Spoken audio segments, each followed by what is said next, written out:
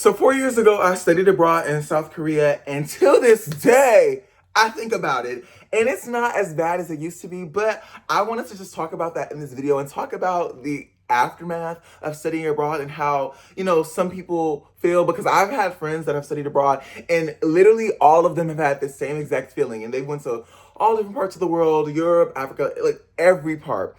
And one thing I will say is after studying abroad, you are going to want to live wherever you left from. And obviously, not every single 100% person is going to feel like this, but from all of my friends that I've talked to, when we visited somewhere or studied abroad there, we've literally wanted to move there like stat. I'll never forget when I came back home, I hopped off the plane anyways, when I came back to the States, I remember thinking, trying every single day, how do I get back to Korea? What can I do? Girl, at this point, do I gotta teach English? What are we doing? Because everybody and their mama say, when you go somewhere else, just teach English and you can stay. But I'm like, girl, I can, but I was just figuring out the ways. I was like, okay, how does a visa thing work? Okay, and y'all know I'm in the entertainment industry. Like, I'm breaking in right now. I'm trying to do my one too. So I'm like, okay, acting. That means I gotta get my Korean tea. 안녕하세요, 저는 프랑스인입니다. 그래서, like, I was really like, what can we do? Somebody put me in a K-drama. Now, y'all need like a foreigner to do something like, at a restaurant. Hello, how you doing today? And you just fall in love with everything. There were so many points of Korea that I fell in love with. Girl, look, can we just talk about it for a second? The food was so good. The food was so good. Samgyeopsal, like, girl, it was delish. Like, there were so many meals. And then at my university, we had a convenience store inside the dorm hall. Literally inside the dorms. We had, and it didn't even have a worker, because Korea, as a society, they have such a trusting culture, and also there's CCTV everywhere. So if you do something bad or steal, they gonna see. But there wasn't even a worker at the convenience store. Yeah, it's called CU. Anybody that's been to Korea, you know about CU? Do y'all know about CU? Yeah, I think like 7-Eleven or something like that, even though they do have 7-Eleven as well. And I remember like going there and I was just trying so many snacks. Like, you remember the triangle rice? I forgot what it's called. But we have those here at the grocery store that I go to too. But I would just get so many snacks and just be in awe every single moment. And coming back and just not having so many things that you had over there. And then also another thing that I missed is the karaoke. And obviously, yes, we have karaoke here, but it was just so tea and so much more inexpensive over there for karaoke. Like, here, it depends on where you go, because every place is different. There are probably some affordable places here too, but from the majority of places that I've been to, it'll be like quadruple the price for the same amount of time and space as in Korea. Like, I would be my friend and we would just be singing our songs, having a good old grand time after a day of classes. And then we would go back to our dorm and that was that. But here it's like, the karaoke places are so much more expensive. And it's just like, babes, what's so much you mean by that, babes? Why are you doing this? So yeah, what else? It was just phenomenal. Also another thing about Korea that I really enjoyed, at least in the area that I was in Seoul, and I went to Hangukwaede. It's in English. I forgot I think it's Korean national. Girl, I'm gonna butcher it. I'm gonna have to Google it. Actually, I can search it up right now. 1 second, guys, so I won't be crazy. I went to Hankuk University of Foreign Studies, the Seoul campus. So Hangukwaede. And girl, it was a time. It was an international school, so there was obviously mostly Koreans in the school. But since it was an international university, they had a lot of foreign languages and stuff. There were so many international students from all over the world. So it was never a thing of, oh, I'm the only international person in the room or building, because everybody around was also international. But yes, it was mostly Korean students, and I just loved it. It was such a time. It was such a time. But yeah, I think I was talking about was that I really miss the cross sections because, okay, so, excuse me.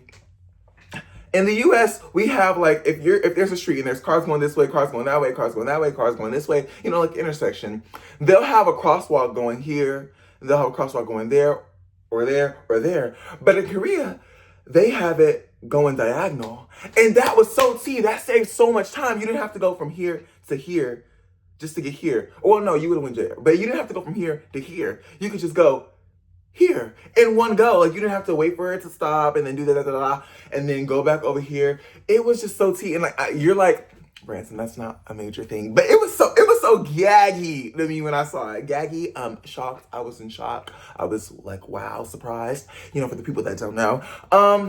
But yeah, I was just in awe because it was such a simple change. And yeah, they had the regular crosswalk, but then they had the diagonal, and I just thought, mind-boggling. It's crazy. And what else? There were so many things. Their subway is so T. It's so clean. It's so efficient. It's so fast. Get you where you need to go. And they're a lot more punctual than from what I've heard, because I've never rode a US subway, or have I? Maybe I have, but I don't remember. So, but from what I hear, definitely Korea's is a lot more efficient, on time, and everything else. And yeah, that was just, let me go back to my topics and questions that I possibly had, because, you know, we don't want to lose track. You know, I will lose track. 1 second, guys. Okay, yeah, boom. So another thing I had here was, how did living abroad change you? And when I was talking to you guys about the feeling of wanting to be back, it just really made me want to see so much more of the world. Because after my phase of loving, after wanting to go back to Korea for good, South Korea, after wanting to go back, like, yes, I want to be here. I want to live here. After that phase went away, and it was just the phase of, I loved that place. I want to go again. It was a great experience. But now I'm in the process of, I want to see more. I want to see the world, because if I fell in love with just one place that I went to, I want to see everywhere. And I mean, obviously, I'm not going to see every single place on the earth, but it just really opens your minds, guys. Like, once you go somewhere and just see. And people that know, you can comment your experiences below wherever you went. Like, you know, if you went to South America, if you were somewhere in Africa, maybe in Oceania. Oceania? Did I say that right? If I didn't say that right, let's pretend like I didn't say it at all. Said what? Oh, okay. Anyways, but yeah, I truly recommend it for everybody. How did living abroad change you? My little questions. Oh wait, did I just answer that? I think I just answered that. What's one lesson Korea taught you? Ooh. Okay, Korea taught me something on my first day. So I think I said this in another video, but I remember getting off of that airplane when I arrived in Incheon, the airport in Seoul, or like outside of Seoul, kind of. And I remember asking one of the airport workers, like, excuse me, where's the baggage claim? And he was like, so like, just go, man. And I was like, ooh, girl. And I was like, and I could tell that he was having not really fully understanding what I said, but he was just like, just go. So I was like, okay, baby, this is, you gotta speak the language. And I was like, okay, now whenever I go places, I know automatically, because going from never going out of the US ever in your entire life to going immediately to a whole new country across the world, I've been so into the quick mindset of, like, excuse me, oh, ma'am, or sir, like, whatever. But I was like, oh, wait, girl, hold on. You're in a foreign country. Like, let's wake it up. And then that activated, okay, this is like, this is a new way. This is a new way. So I mean, that's not a major thing, but it just taught me, like, you know, realize sooner, whenever you're in that country, baby, you're not, it's because when you get on the flight, you feel like you're still at home. You're like, just on the flight, and you get off the flight, you're expecting to be somewhere near. But in reality, babes, you're oceans away. So that just taught me, get with the program real quick. Stats. I'm talking like yesterday. But yeah, that was something. Is there anything else? There probably is so many more things that it taught me, and I will talk about that in more videos, because in this era, I feel like I'm in my talk about my study abroad experience, just because it's summertime. The girls are traveling, the guys are traveling, everyone's traveling. So I just feel like talking about it. And the sun's out. It's rainy sometimes because it's June, at least in my area. It's June. And yeah, so I hope you're having a good vacay. And if you're not having a good vacay, save up that coin for a vacay, okay, guys? Because look, we all have to save up that coin. And I know you're like, Branson, but like, look, that's a lot.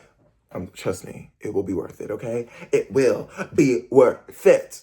Anyways, thank y'all for watching this video and listening to me talk about my experience. I hope you guys enjoyed. I love y'all so much. And bye.